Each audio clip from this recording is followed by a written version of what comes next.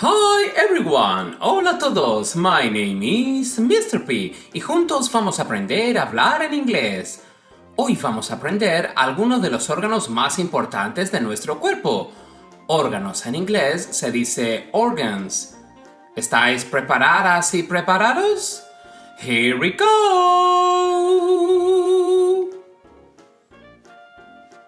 Cerebro en inglés se dice brain. Brain.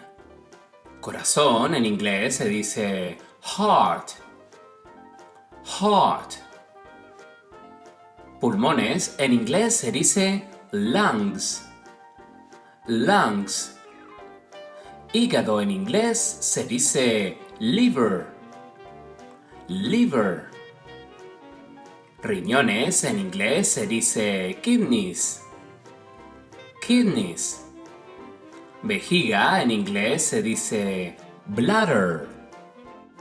Bladder. Estómago en inglés se dice stomach.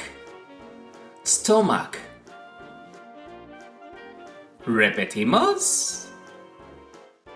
Cerebro en inglés se dice brain. Brain.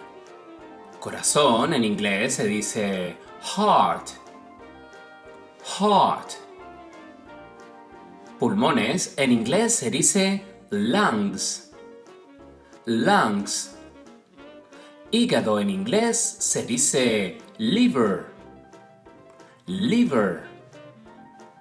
Riñones en inglés se dice kidneys. Kidneys. Vejiga en inglés se dice bladder. Bladder. Estómago en inglés se dice stomach. Stomach. Y esto ha sido todo. ¿A qué ha sido interesante? Espero que os haya gustado tanto como a mí. Antes de irme quiero saludar a Matías, que tiene 8 años y es de Colombia. ¡Hello! Nos vemos en el próximo vídeo. Bye bye.